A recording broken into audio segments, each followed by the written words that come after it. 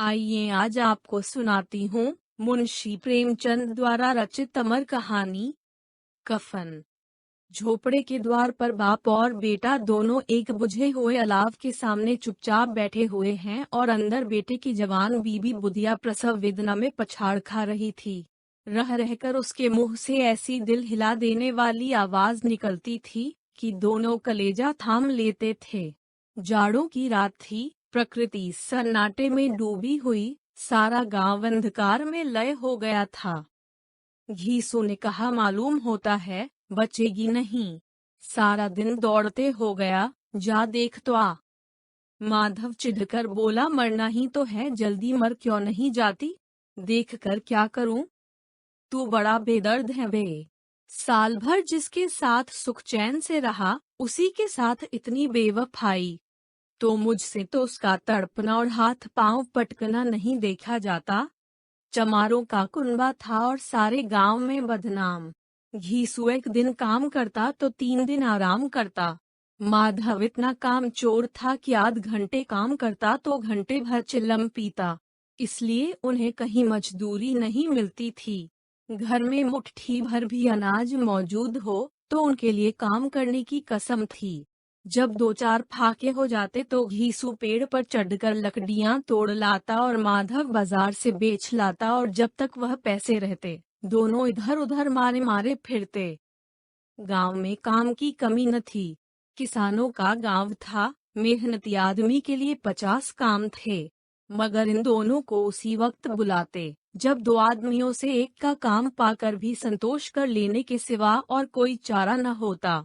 अगर दोनों साधु होते तो उन्हें संतोष और धैर्य के लिए संयम और नियम की बिल्कुल जरूरत न होती। यह तो इनकी प्रकृति थी। विचित्र जीवन था इनका। घर में मिट्टी के 2-4 बर्तन के सिवा कोई संपत्ति नहीं। फटे चीथड़ों से अपनी नग्नता को ढांके हुए जिए जाते थे। संसार की चिंताओं से मुक्त, कर्ज से लदे हुए। गालियां भी खाते, मार भी खाते, मगर कोई गम नहीं।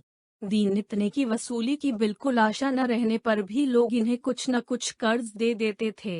मटर आलू की फसल में दूसरों के खेतों से मटर या आलू उखाड़ लाते और भून भान कर खा लेते, या 10-5 ऊख उखाड़ लाते और रात को चूसते। घीसू ने इसी आकाश वृत्ति से 60 साल की उम्र काट दी और माधव भी सपूत बेटे की तरह बाप ही के पद चिन्हों पर चल रहा था, बल्कि उसका नाम और भी उजागर कर रहा था। इस वक्त भी दोनों अलाव के सामने बैठकर आलू भून रहे थे, जो कि किसी खेत से खोद लाए थे। घीसू की स्त्री का तो बहुत दिन हुए देहांत हो गया था। माधव का ब्याह पिछले साल हुआ था। जब से यह औरत आई थी, उसने इस खानदान में व्यवस्था की नींव डाली थी और इन दोनों बेगैरतों का दोजख भरती रहती थी। जब से वह आई, यह दोनों और भी आराम तलब हो गए थे, बल्कि कुछ छकड़े भी लगे थे। कोई कार्य करने को बुलाता तो निब्राज भाव से दुगनी मजदूरी मांगते। वही औरत आज प्रसव वेदना से मर रही थी और यह दोनों इसी इंतजार में थे कि वह मर जाए तो आराम से सोएं। घीसू ने आलू निकाल कर छीलते हुए कहा, जाकर देख तो क्या दशा है उसकी। चुड़ैल का फिसाद होगा और क्या। यहाँ तो ओझा भी 1 रुपया मांगता है। माधव को भय था कि वह कोठरी में गया तो घीसू आलूओं का बड़ा भाग साफ कर देगा। बोला, मुझे वहां जाते डर लगता है।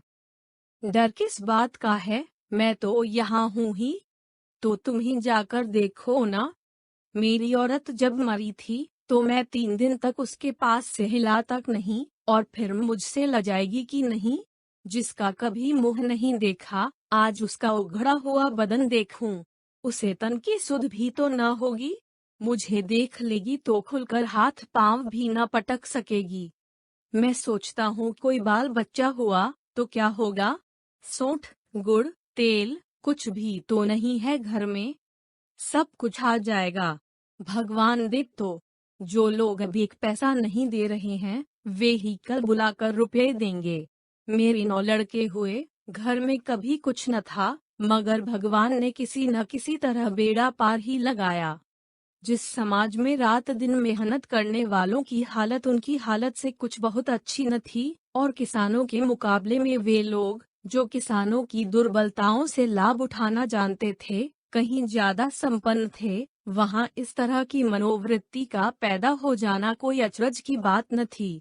हम तो कहेंगे, घीसू किसानों से कहीं ज्यादा विचारवान था और किसानों के विचार शून्य समूह में शामिल होने के बदले बैठकबाजों की कुत्सित मंडली में जा मिला था। हाँ, उसमें यह शक्ति न थी कि बैठकबाजों के नियम और नीति का पालन करता। इसलिए जहां उसकी मंडली के और लोग गांव के सरगना और मुखिया बने हुए थे, उस पर सारा गांव वो उंगली उठाता था। फिर भी उसे यह तस्कीन तो थी ही कि अगर वह फटे हाल है तो कम से कम उसे किसानों की सीजी तोड़ मेहनत तो नहीं करनी पड़ती, और उसकी सरलता और निरीहता से दूसरे लोग बेजा फायदा तो नहीं उठाते। दोनों आलू निकाल कर जलते जलते खाने लगे। कल से कुछ नहीं खाया था, इतना सब्र न था कि ठंडा हो जाने दें। कई बार दोनों की जबानें जल गईं। छिल जाने पर आलू का बाहरी हिस्सा जबान, हलक और तालू को जला देता था, और उस अंगारे को मुंह में रखने से ज्यादा खैरियत इसी में थी कि वह अंदर पहुंच जाए। वहां उसे ठंडा करने के लिए काफी सामान थे, इसलिए दोनों जल्द जल्द निगल जाते। हालांकि इस कोशिश में उनकी आंखों से आंसू निकल आते। घीसू को उस वक्त ठाकुर की बारात याद आई, जिसमें 20 साल पहले वह गया था। उस दावत में उसे जो तृप्ति मिली थी, वह उसके जीवन में एक याद रखने लायक बात थी, और आज भी उसकी याद ताजी थी। बोला वह भोज नहीं भूलता। तब से फिर उस तरह का खाना और भरपेट नहीं मिला। लड़की वालों ने सबको भरपेट पूड़ियाँ खिलाई थीं, सबको, छोटे बड़े सबने पूड़ियाँ खाईं और असली घी की चटनी, रायता, 3 तरह के सूखे साग, एक रसेदार तरकारी, दही, चटनी, मिठाई। अब क्या बताऊं कि उस भोज में क्या स्वाद मिला। कोई रोक टोक नहीं थी, जो चीज चाहो मांगो, जितना चाहो खाओ। लोगों ने ऐसा खाया कि किसी से पानी न पिया गया।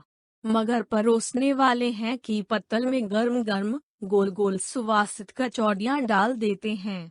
मना करते हैं कि नहीं चाहिए, पत्तल पर हाथ रोके हुए हैं, मगर वह है कि दिए जाते हैं। और जब सबने मुंह धो लिया तो पान इलायची भी मिली, मगर मुझे पान लेने की कहाँ सुध थी। खड़ा हुआ न जाता था, चटपट जाकर अपने कंबल पर लेट गया। ऐसा दिल दरियाव था वह ठाकुर। माधव ने इन पदार्थों का मन ही मन मजा लेते हुए कहा, अब हमें कोई ऐसा भोज नहीं खिलाता। अब कोई क्या खिलाएगा। वह जमाना दूसरा था। अब तो सबको किफायत सूझती है। शादी ब्याह में मत खर्च करो, क्रियाक्रम में मत खर्च करो। पूछो, गरीबों का माल बटोर बटोर कर कहाँ रखोगे। बटोरने में तो कमी नहीं है, हाँ, खर्च में किफायत सूझती है। तुमने एक 20 पूरियां खाई होंगी। 20 से ज्यादा खाई थी। मैं 50 खा जाता।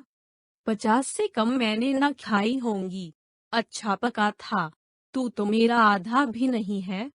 आलू खाकर दोनों ने पानी पिया और वहीं अलाव के सामने अपनी धोतियां ओढ़कर पांव पेट में डाले सो रहे, जैसे 2 बड़े बड़े अजगर गेंडुलिया मारे पड़े हों। और बुधिया भी तक कराह रही थी। सवेरे माधव ने कोठरी में जाकर देखा तो उसकी स्त्री ठंडी हो गई थी। उसके मुंह पर मक्खियां भिनक रही थीं। पथराई हुई आंखें ऊपर टंगी हुई थी। सारी देह धूल से लथपथ हो रही थी। उसके पेट में बच्चा मर गया था। माधव भागा हुआ घीसू के पास आया। फिर दोनों जोर जोर से हाय हाय करने और छाती पीटने लगे। पड़ोस वालों ने यह रोना धोना सुना तो दौड़े हुए आए और पुरानी मर्यादा के अनुसार इन अभागों को समझाने लगे। मगर ज्यादा रोने पीटने का अवसर न था। कफन की और लकड़ी की फिक्र करनी थी। घर में तो पैसा इस तरह गायब था जैसे चील के घोंसले में मांस। बाप बेटे रोते हुए गांव के जमींदार के पास गए। वह इन दोनों की सूरत से नफरत करते थे। कई बार इन्हें अपने हाथों से पीट चुके थे। चोरी करने के लिए, वादे पर काम पर न आने के लिए। पूछा, क्या है बे घिसुआ, रोता क्यों है। अब तो तू कहीं दिखलाई भी नहीं देता। मालूम होता है इस गांव में रहना नहीं चाहता। घीसू ने जमीन पर सिर रखकर आंखों में आंसू भरे हुए कहा, सरकार, बड़ी विपत्ति में हूँ। माधव की घरवाली रात को गुजर गई। रात भर तड़पती रही सरकार। हम दोनों उसके सिरहाने बैठे रहे। दवा दारू जो कुछ हो सका सब कुछ किया, मुदावर हमें दगा दे गई।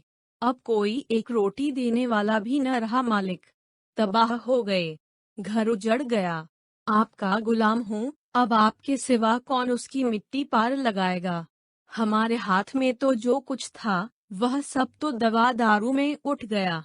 सरकार ही की दया होगी तो उसकी मिट्टी उठेगी। आपके सिवा किसके द्वार पर जाऊं।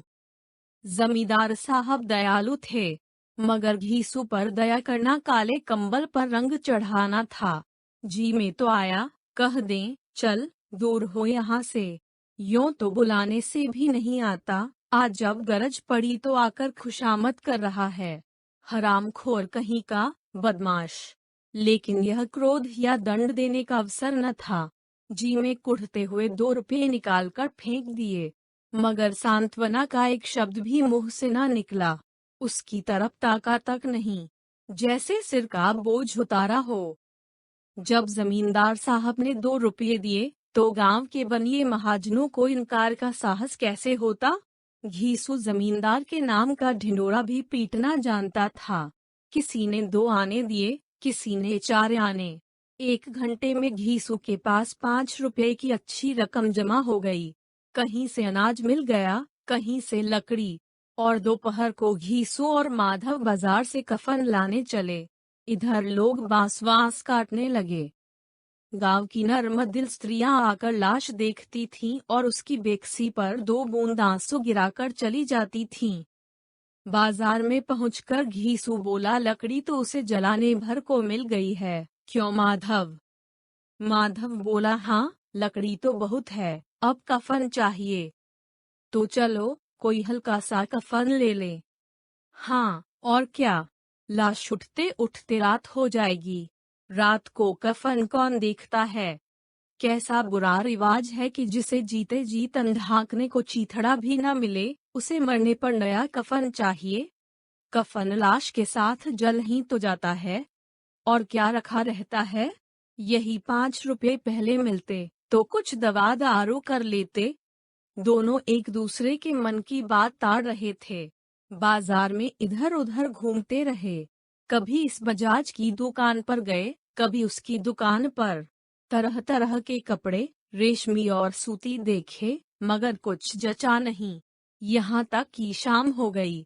तब दोनों न जाने किस दैवी प्रेरणा से एक मधुशाला के सामने जा पहुँचे, और जैसे किसी पूर्व निश्चित व्यवस्था से अंदर चले गए। वहाँ जरा देर तक दोनों असमंजस में खड़े रहे। फिर घीसू ने गद्दी के सामने जाकर कहा, साहू जी 1 बोतल हमें भी देना। उसके बाद कुछ चिखौना आया, तली हुई मछली आई और दोनों बरामदे में बैठकर शांतिपूर्वक पीने लगे। कई कुज्जियां ताबड़तोड़ पीने के बाद दोनों सरूर में आ गए। घीसू बोला, कफन लगाने से क्या मिलता, आखिर जल ही तो जाता, कुछ बहू के साथ तो न जाता। माधव आसमान की तरफ देखकर बोला, मानो देवताओं को अपनी निष्पापता का साक्षी बना रहा हो। दुनिया का दस्तूर है, नहीं लोग बाभनों को हजारों रुपए क्यों दे देते हैं। कौन देखता है परलोक में मिलता है या नहीं। बड़े आदमियों के पास धन है, फूंके। हमारे पास फूंकने को क्या है। लेकिन लोगों को जवाब क्या दोगे। लोग पूछेंगे नहीं कफन कहाँ है। घीसू हंसाबे, कह देंगे कि रुपये कमर से खिसक गए, बहुत ढूंढा मिले नहीं। लोगों को विश्वास न आएगा, लेकिन फिर वही रुपये देंगे। माधव भी हंसा इस अनपेक्षित सौभाग्य पर। बोला, बड़ी अच्छी थी बेचारी, मरी तो खूब खिला पिलाकर। आधी बोतल से ज्यादा उड़ गई। घीसू ने 2 सेर पूड़ियां मंगाई, चटनी, अचार, कलेजियां। शराब खाने के सामने ही दुकान थी। माधव लपक कर 2 पत्तलों में सारे सामान ले आया। पूरा 1.5 रुपया खर्च हो गया, सिर्फ थोड़े से पैसे बच रहे। दोनों इस वक्त इस शान में बैठे पूरियां खा रहे थे जैसे जंगल में कोई शेर अपना शिकार उड़ा रहा हो। न जवाबदेही का खौफ था, न बदनामी की फिक्र। इन सब भावनाओं को उन्होंने बहुत पहले ही जीत लिया था। घी सुदार्शनिक भाव से बोला, हमारी आत्मा प्रसन्न हो रही है तो क्या उसे पुण्य न होगा?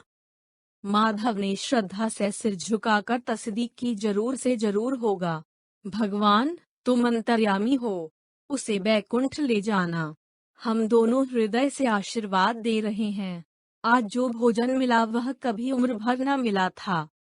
एक क्षण के बाद माधव के मन में एक शंका जागी।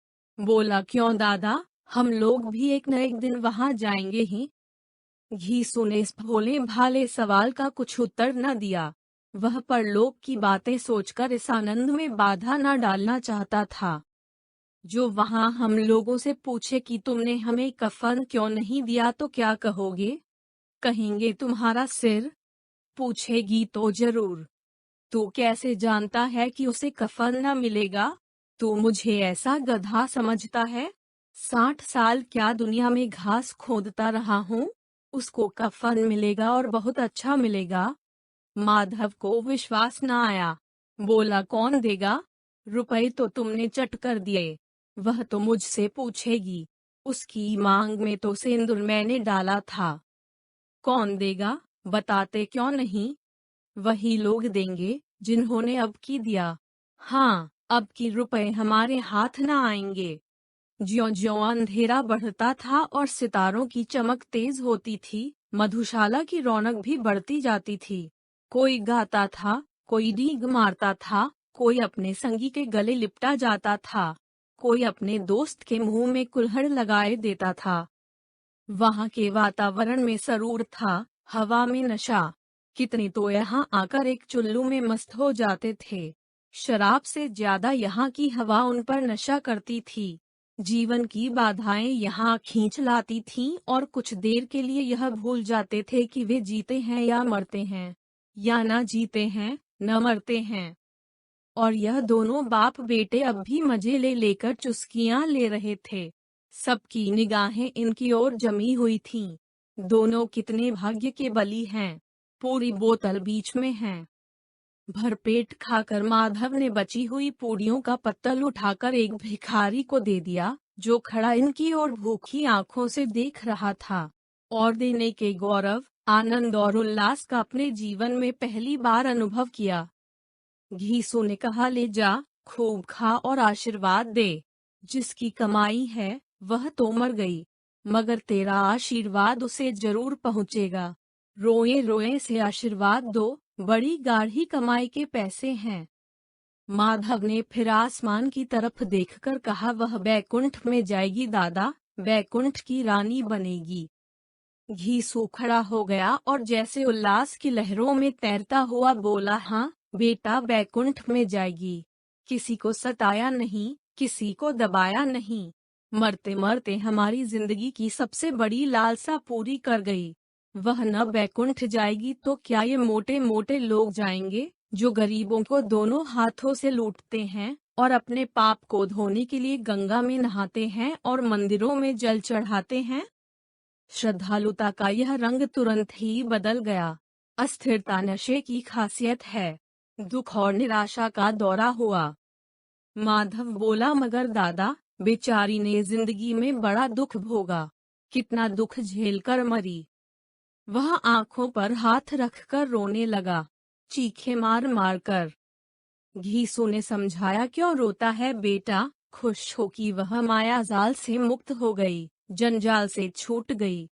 बड़ी भाग्यवान थी जो इतनी जल्द माया मोह के बंधन तोड़ दिए। और दोनों खड़े होकर गाने लगे, ठगिनी क्यों नैना झमकावे, ठगिनी। पियक्कड़ों की आंखें इनकी ओर लगी हुई थीं और यह दोनों अपने दिल में मस्त गाए जाते थे। फिर दोनों नाचने लगे, उछले भी, कूदे भी, गिरे भी, मटके भी, भाव भी बताए, अभिनय भी किए, और आखिर नशे में मदमस्त होकर वहीं गिर पड़े। आपको यह कहानी कैसा लगा, कमेंट बॉक्स में अवश्य लिखें। धन्यवाद।